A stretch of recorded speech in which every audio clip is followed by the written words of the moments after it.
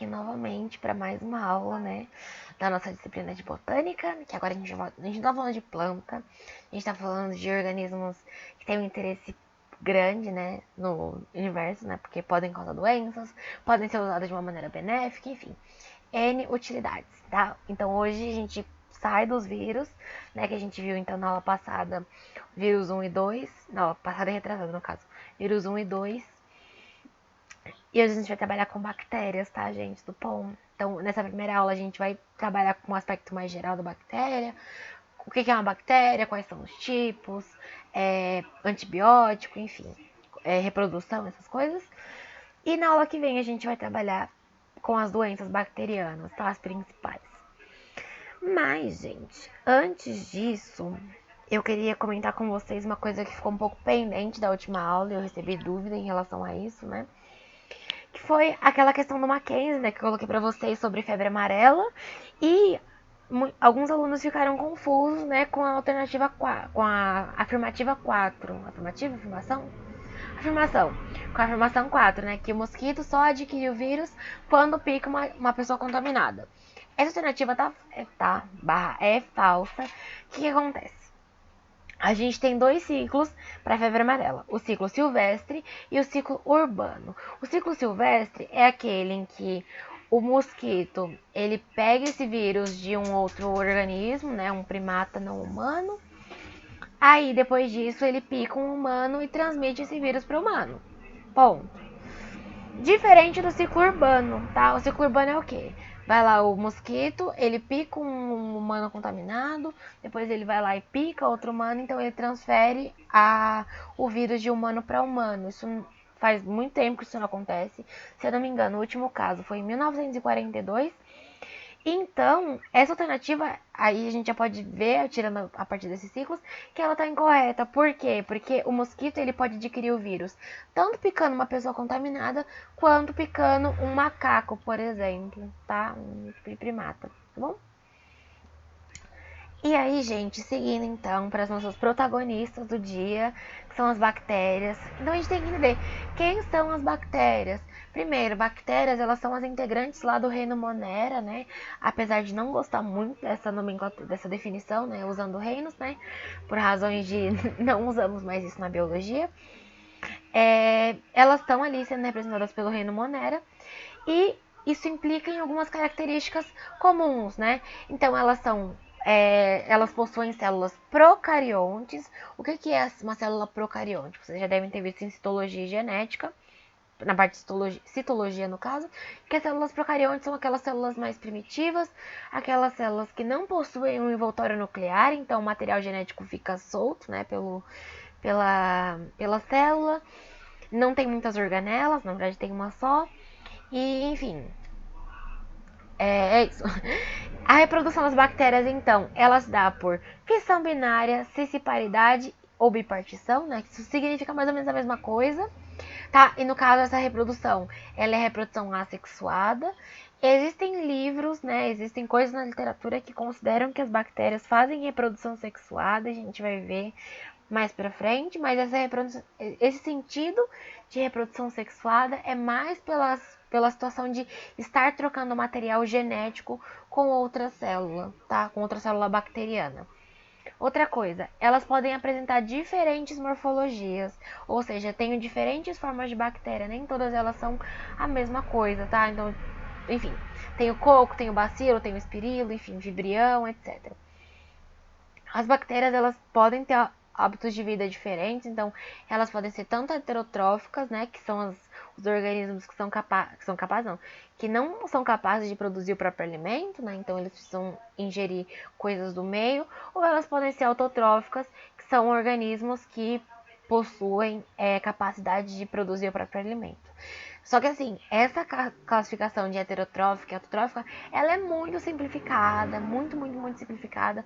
Então, ela tem a quimio-litotrófica, não sei o que, organotrófica, são vários grupinhos dentro dessas bactérias. Aí tem a autotrófica fotossintetizante, enfim, muitas coisas. E essas bactérias, além disso, elas podem ter um hábito de vida tanto isolado, né? Então você pode encontrar bactérias isoladinhas no meio, ou elas podem se agrupar em colônias, tá? Mas afinal, quem é essa célula bacteriana? Quem é essa querida, essa beloved, essa amada? Célula bacteriana apresento para vocês, né, essa queridíssima, né? E o que acontece? Ela tem algumas estruturas, né, umas estruturas particulares, digamos assim, que a gente não encontra numa célula eucarionte, por exemplo, né? Então ela tem um flagelo, tá? Que é essa estrutura aqui, representada pelo número 1. O flagelo ele serve para movimentação, tá? Pensa no flagelo do espermatozoide, por exemplo, que ele fica batendo assim para poder alcançar ali o óvulo, enfim. E tem outros organismos flagelados também que eles usam o flagelo para bater, para conseguir se locomover. Aí a gente passa para a próxima estrutura, estrutura 2, a fímbria, tá? A fímbria, ela não está presente em todas as bactérias, ela está presente nas bactérias gram-negativas, que eu já vou explicar o que é. E aí o que acontece? Essas fímbrias, elas servem para auxiliar tanto na adesão, né, na ancoragem dessas bactérias a algum substrato, alguma coisa assim, e também no processo de conjugação, tá? Que é um dos tipos de reprodução que acontece nas bactérias. Não é a produção necessariamente assim, mas de uma forma ou outra é reprodução. Tem a membrana plasmática, representada aqui pelo 3. Essa membrana plasmática, eu nem coloquei nenhuma descrição, porque ela tem a mesma função de uma membrana plasmática de célula eucarionte, né? Então ela vai fazer a seletividade, digamos assim. Então ela vai controlar o que entra, o que não entra, o que sai, o que não sai. E aqui vocês estão vendo que ela não é uma membrana assim 100%, né? Vocês estão vendo que ela tem uma descidinha aqui. Essa descidinha é o mesossomo, é uma estrutura muito importante para a divisão celular, principalmente, tá? É uma estrutura de bactéria, que esse mesossomo ele vai invaginando mais, tá? Até que a célula consiga se fechar bonitinha. Uma outra estrutura, então, a cápsula, né, representada aqui pelo 4, tá em roxo, tá roxinho. A cápsula, ela serve para revestir a bactéria, né, que ela é a parte mais, como é que chama? É o constituinte mais externo. E ela serve para revestir, logicamente, né, sendo mais externo. E ela também promove uma resistência à fagocitose. Então, vai ser mais difícil fagocitar uma célula bacteriana encapsulada, tá bom? Aqui no 5, a gente tem a parede celular, tá? Ela fica mais interna à cápsula. A parede celular ela tem outra função de proteção também, assim como a cápsula. Material genético, ele tá aqui, vocês estão percebendo que a gente não tem uma presença de envoltório nuclear, tá? Isso acontece pela própria definição da célula procarionte. Ela não tem carioteca, tá? Então não tem a membrana que envolve o núcleo. Outra coisa, aí a gente passa para a parte de organela, né? Ribossomo é a única organela presente em células bacterianas, tá? Então, elas têm ribossomo e o ribossomo ele é responsável pela síntese proteica, tá? Então, é ele que vai ajudar na produção das proteínas para essa bactéria. E aqui são esses pontinhos salmão, né? Não sei que cor é essa. E além dos ribossomos, né? Elas têm inclusões citoplasmáticas, que eu esqueci de colocar no desenho. Mas são pequenas estruturas de reserva, pode reservar amido, enfim, lipídio, tá? O que a bactéria precisar. E por fim, a gente tem aqui no 8 o plasmídio. O plasmídio, ele é uma cópia do DNA, né? Uma pequena molécula. Não tem em todas as bactérias. E o plasmídio, inclusive, ele pode ajudar contra a ação dos antibióticos, tá? Aí a gente passa aqui. Tá, vocês lembram que eu falei que a fímbria ela só tem bactéria gram-negativa? Tá, mas o que é gram-negativa? O que é gram-positiva? Quando a gente fala de bactéria gram-positiva e bactéria gram-negativa, a gente está falando só de uma maneira de classificar. Por que é esse gram? O gram é um tipo de coloração, tá, que a gente faz em bactéria, que permite identificar qual tipo de bactéria que é. Se for um tipo cor rosa, né, rosa, meio avermelhado, se for outro tipo cor roxo, eu não me lembro exatamente qual é qual, mas um cor rosa e outro cor roxo. Eu vou deixar anotado em algum canto, tá? Quando eu upar essa aula, provavelmente no direcionamento, tá bom? E aí o que acontece? Então, se eu faço a coloração e ela cora de uma forma, então eu vejo que ela é gram positiva, gram negativa. Essa coloração de gram, ela pega na parede celular, tá? E esse aqui, esse BAAR, né, é o bacilo ácido álcool resistente. Então, se a bactéria não cora nem em rosa, nem cora em roxo, a gente pode talvez inferir que aquilo seja um bacilo ácido álcool resistente e partir para um outro tipo de coloração, tá?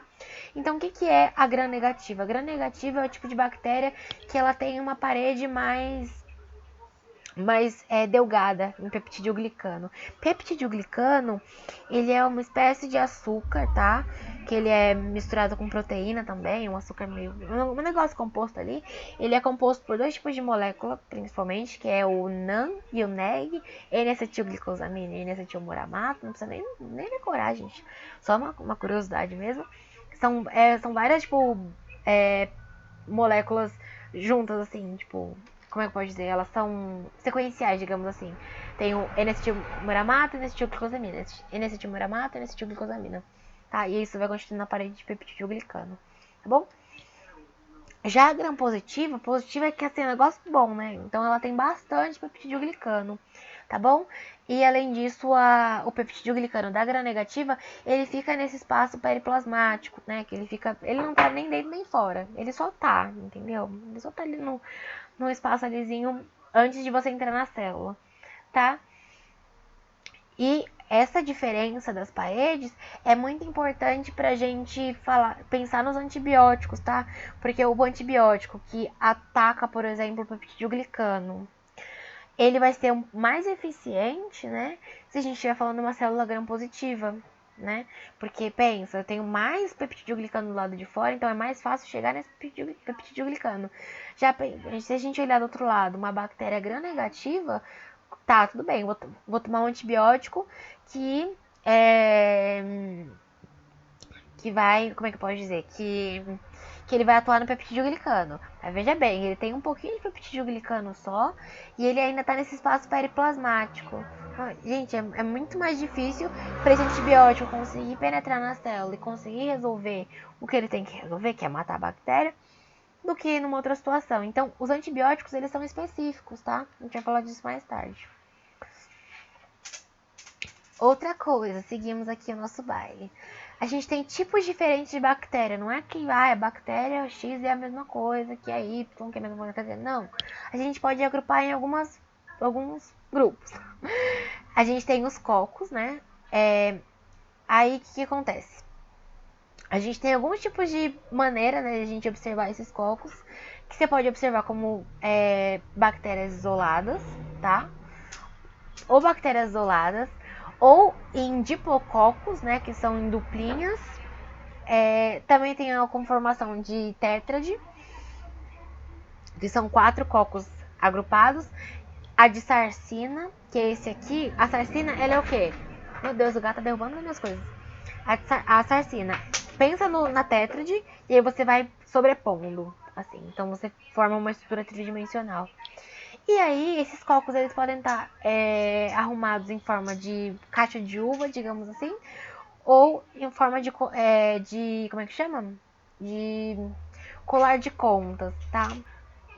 Essa em formato de colar de contas é Streptococcus e essa em formato de caixa de uva é Staphylococcus, mas irrelevante, tá? A princípio essa nomenclatura não é relevante, vocês precisam saber que existem tipos diferentes de bactéria, tá bom? E aí tem os bacilos, né, que eles têm uma forma de bastonete. Então eles podem estar agrupados, podem estar em duplinhas, podem estar em maior quantidade, ou podem estar sozinhos também. A gente tem o vibrião, que ele parece muito um feijãozinho, tá? Ele tem um formato de vírgula, formato de feijãozinho. O espirilo, que ele tem uma forma meio de um S mais alongado, e tem vários flagelozinhos. E tem as espiroquetas, que elas são bem onduladas, tá? Basicamente é isso, assim. E aí, gente, a gente passa para quê? Para reprodução bacteriana. A reprodução bacteriana, ela é majoritariamente assexuada, né? Considerando que quando a gente fala de sexuada, a gente está falando desse contexto de estar trocando material genético. Ela pode acontecer por fissão binária, cisparidade ou bipartição, né? Que são mais do mesmo, assim. E aí, aquilo que eu falei, que alguns autores consideram que as bactérias fazem reprodução sexuada. E aí de 3 formas: transformação, transdução e conjugação. Mas isso não significa que a bactéria vai acasalar. A bactéria não vai acasalar. A bactéria vai fazer o quê? Ela vai trocar material genético. Então eu vou ter uma transferência de DNA de alguma forma, tá? As bactérias, elas são capazes de se multiplicar muito rapidamente, desde que as condições estejam adequadas. Então, se ela tiver em condições adequadas, ela consegue se multiplicar muito rápido, sei lá, 20 minutos, tá? E aí, quando a gente fala de microbiologia, a gente tem um gráfico que é muito comum, né? Tipo, pra gente entender o crescimento bacteriano, tá? Que ele é dividido em 4 fases, basicamente. Que é o que? A fase lag, que é a primeira fase, é uma fase que a bactéria está ali, a bactéria estava no meio, aí você transferiu ela para outro meio. Um meio novo, um meio com outros nutrientes, com outras possibilidades. Aí é o momento que a bactéria vai ficar assim. O próprio meme da Nazaré fazendo conta. A bactéria vai ficar, meu Deus, tá, eu tô nesse meio, esse meio tem X, Y, Z. Então eu consigo fazer isso e aquilo. Então ela vai ativar e inativar vias, né, no seu metabolismo para que ela possa sobreviver, né? Então ela vai meio que tirar a maquinaria dela de dormência. Então ela vai lá começar a botar a máquina para trabalhar. Aí, beleza, ela ligou todas as máquinas que ela precisava. Ela vai fazer o que agora? Ela vai começar a crescer, que é uma fase que a gente chama de fase exponencial, tá? Vai crescendo, crescendo, crescendo. Esse crescimento, ele não é infinito, tá? Então, a gente chega numa condição de que eu tenho eu parei de crescer, tá? Então, a gente chega numa situação em que a taxa de crescimento, não parou de crescer, mas a taxa de crescimento, ela é equivalente à taxa de mortalidade. Então, você não tem um aumento, então você se mantém na fase estacionária. Aí, meu querido, chega um momento em que o nutriente daquele ambiente vai embora. Acabou o nutriente, tá? Então ela entra na fase de decaimento, tá? Uma fase de morte celular, tá bom? Uma morte celular mais abundante, digamos assim, tá bom? E aí uma outra coisa é que essas bactérias, elas têm mecanismos, tá? Bem definidos evolutivamente falando, que permitem que ela consiga sobreviver mesmo em condições ambientais não favoráveis. Então elas vão para o estágio de esporulação. Então, o que é estágio de esporulação? Elas viram esporos e elas ficam lá paradinhas, assim, planíssimas, até que as condições ambientais melhorem. Então, até que haja uma maior disponibilidade de água, de nutrientes e pipipipopopó. Tá? Isso é o caso, inclusive, daquela bactéria, né? Clostridium botulinum, que é aquela bactéria que causa a doença botulínica, né? Que é muito perigosa. E aí a gente já tivemos casos dessa toxina, desse esporo de Clostridium em enlatado, né? Os enlatados contaminados, tá? Enfim, isso aí, erros de embalamento e tudo mais. Agora vamos para a reprodução propriamente dita, gente. A primeira reprodução que a gente vai falar, né, é a geralzona, a que mais acontece, que é a assexuada, que é a por fissão binária, cisparidade ou bipartição também. Primeira coisa que eu quero falar pra vocês, vocês vão olhar o desenho? Ah, tá, ela tá aqui, duplica, vira duas. Só que não é mitose, tá? Mitose implicaria necessariamente na formação de um fuso mitótico ali, de arrastar para o centro, de ter metáfase, de ter anáfase, de ter telófase, não sei o quê. E não, isso não acontece, tá? Então a gente parte aqui de uma célula bacteriana, ela vai duplicar o seu material genético, tá? Ela vai começar a crescer, tá? Então ela vai crescendo assim. A gente vai tendo uma invaginação do mesossomo, tá? Nessa região mais interior, porque veja, a parte da cápsula, da parede e tal, tá ok. Mas a membrana, ela vai invaginando, tá? Até que essas células, elas passam a ser duas em um ambiente só. E por fim, elas se separam do resto do negócio, né? Do resto da célula mãe, digamos assim. Tá? Então, essa é a maneira mais comum que uma bactéria se reproduz, bom? Por versão binária. Então, uma vira duas. Então, duplica material genético, não tem erro. Aí, a gente já começa aqui no quê? Numa situação mais diferente, tá?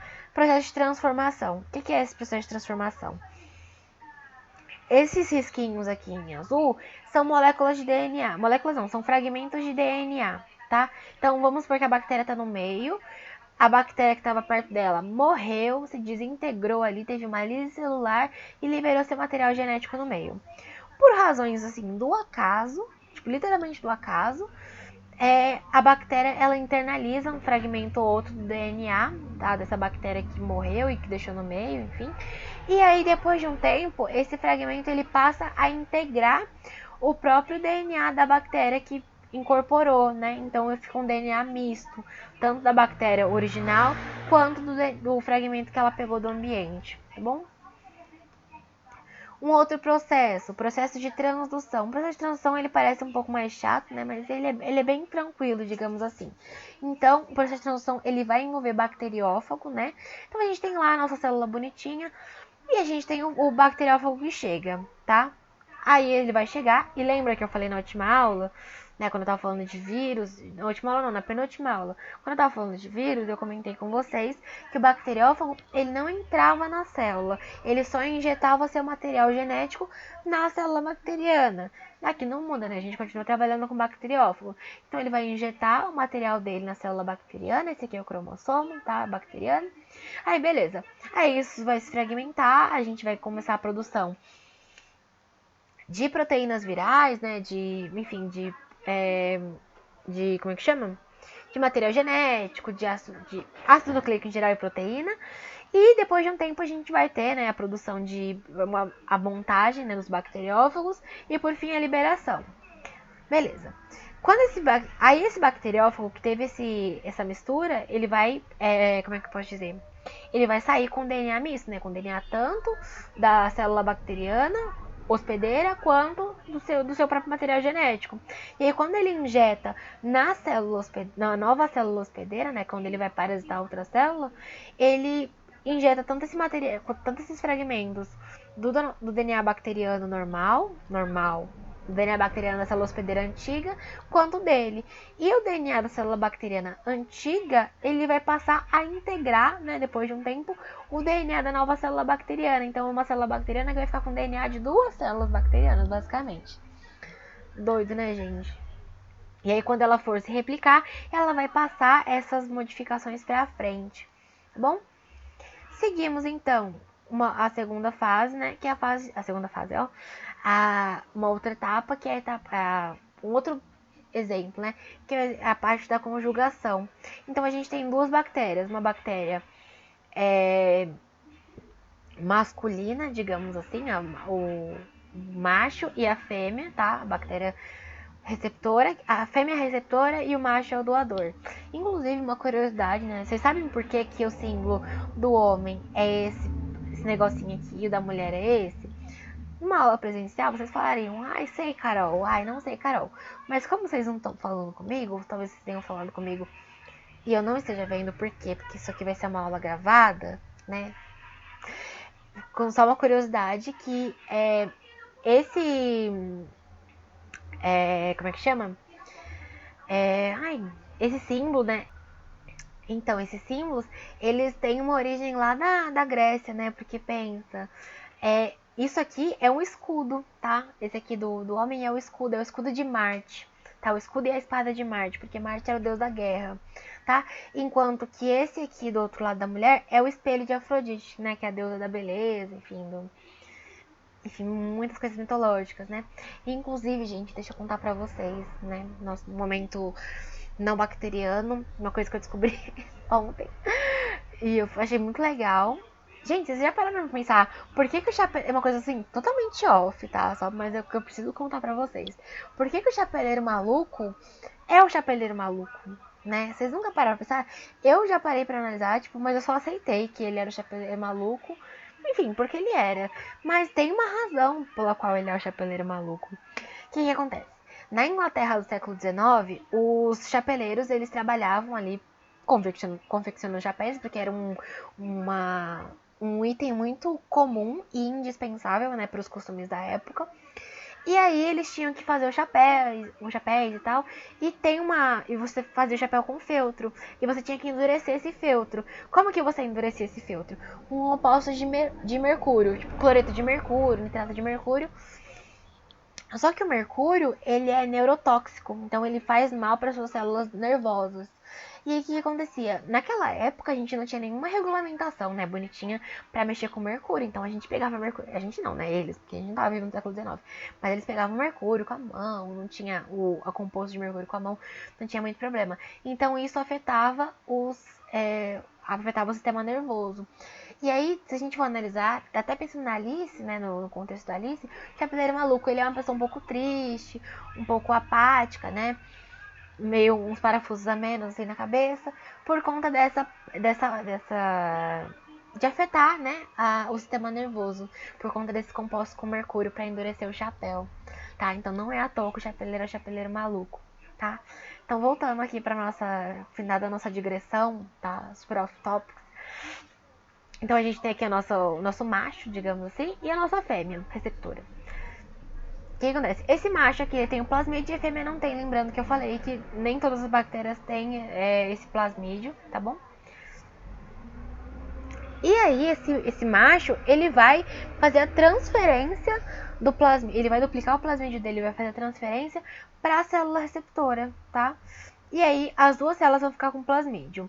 E qual é o ponto disso aqui? Quando a célula receptora ela ganha esse plasmídio, ela vai trabalhar com a recombinação, né, do seu material genético. Aqui, na verdade, esse desenho ele é mais a célula filha do que a própria célula receptora. Porque o que acontece? Quando ela for gerar células filhas, essa célula filha ela vai ter tanto o material genético dela quanto o material genético da célula doadora, né, do macho, digamos assim, tá? Por conta dessa mistura. Então a gente tem uma recombinação na célula filha, tá bom? Então todo mundo com plasmídio. E por fim, por último, né, não menos importante, a gente tem os antibióticos, que é uma classe muito importante de medicamentos, tá? Só que é uma classe que a gente tem que tomar muito, muito, muito cuidado, tá bom? Porque assim, uma coisa é você tomar um antiviral, tá? Tomei um antiviral, tá? Eu tomei 2 dias, tô bem, então para de tomar. Anti-inflamatório, tomei 2, 3 dias, tomei conforme necessário, não preciso mais tomar. O antibiótico não é assim. O antibiótico, ele tem que ser tomado, tipo, por 7 dias, no mínimo, tá? Conforme o médico prescreve. O médico, a médica, enfim. Até o próprio farmacêutico. Mas, enfim, o antibiótico, então, ele é uma classe de medicamentos utilizada para tratar infecções bacterianas, tá? O antibiótico, ele deve ser tomado durante todos os dias recomendados. Então, 7, 14, enfim. Por quê? Vamos pensar no mecanismo do antibiótico. O antibiótico, ele vai acompanhar o ciclo bacteriano, certo? Então, ele acompanha todo o ciclo. E aquele tempo que o médico estipulou, o médico, a médica, enfim, estipulou para tomar o antibiótico, ele é o tempo necessário para que o antibiótico consiga atingir todas as células bacterianas e, por fim, livrar você dessa doença que você pode estar, tá? E aí, o que acontece? Aí você vai lá, tomei antibiótico, o médico me passou 7 dias de antibiótico. Aí você vai lá, uma pessoa não informada, você fala, nossa, no terceiro dia eu tô bem, né? Quem nunca, gente? Quem nunca? Que atira a primeira pedra. Tinha que tomar 7 dias, tomou 3. Tomou 3, tomou 2, porque achou que tava bem. Você vai lá e para no terceiro dia. Por que é prejudicial você parar no terceiro dia, digamos assim, terceiro, quarto, enfim, não completar? Você não completou o ciclo bacteriano. Então, tudo bem, você matou uma parte das bactérias, mas tem uma outra parte que não foi morta. E ela tá lá. E é uma bactéria que ela vai ser selecionada como uma bactéria mais forte, né? Vocês já ouviram falar que a bactéria ela fica resistente? Na verdade, quando você fala a bactéria fica resistente, isso é extremamente equivocado do ponto de vista da microbiologia. A bactéria ela não fica resistente, ela é resistente. Agora ela só foi selecionada. E aí as bactérias, aí tudo bem, eu selecionei bactérias que elas são menos predispostas a morrer por antibiótico. E elas vão se reproduzir. Se ela se reproduz, ela passa essa característica de não ser resistente ao antibiótico, de ser resistente ao antibiótico para frente. Então, por exemplo, eu tenho que tomar amoxicilina agora. E aí eu paro depois de 3 dias e aí eu tive bactérias que não morreram, tá? Por eu não ter tomado, não ter tomado todo o tempo. Essas bactérias, elas são menos predispostas a morrer. Então, você vai continuar, né, produzindo bactérias resistentes. Aí o que acontece? Você é bonito, passou lá, passou 2, 3 semanas, você fala, meu, tô mal de novo, derrubado, assim, só o pó da rabiola. Aí você vai lá e vai tomar o que de novo? Aí você vai no médico, o médico passa pra você amoxicilina de tanto tempo, tomar por 7 dias. Aí você começa a tomar. Passa o primeiro dia, tá mal. Segundo dia, tá mal. Terceiro dia, tá mal. Por quê? Quarto dia, tá mal de novo. Porque a amoxicilina, ela não faz mais efeito em você. Por quê? Porque as suas bactérias, elas já reconhecem aquele antibiótico e elas sabem como reagir em relação a ele, tá? Então, por isso que eu digo aqui, o não cumprimento disso pode promover a seleção de bactérias resistentes, tá? Então, não é que elas ficam resistentes, elas são resistentes. E aí, como eu falei lá na hora que eu tava falando de parede celular, esses antibióticos, eles são diferentes, na verdade, dependendo do tipo de bactéria. Se é uma bactéria gram-positiva, ele tem um antibiótico, gram-positivo, gram-negativo, enfim, outro antibiótico. Bacilo ácido álcool resistente, outro antibiótico ainda, tá? E aí, esse antibiótico que ele vai meio que modular a sua resposta, tá? É ele que vai fazer com que você fique bom ou boa, enfim. E, né, antibióticos super conhecidos, super conhecidos. A amoxicilina, né, que eu já citei, que é aquele antibiótico padrão que a gente manda pra tudo. A gente não, né? Enfim, a classe médica manda pra tudo. E tá a própria benzetacil. Vocês já ouviram falar? Ai, não, vou tomar benzetacil, vai doer, mas vou ficar boa, vou ficar 0 bala. Outro problema, né? Esses dias eu tava conversando com a minha prima, e aí ela veio conversar, ela veio me perguntar, né, em relação a, a medicamentos para bactéria.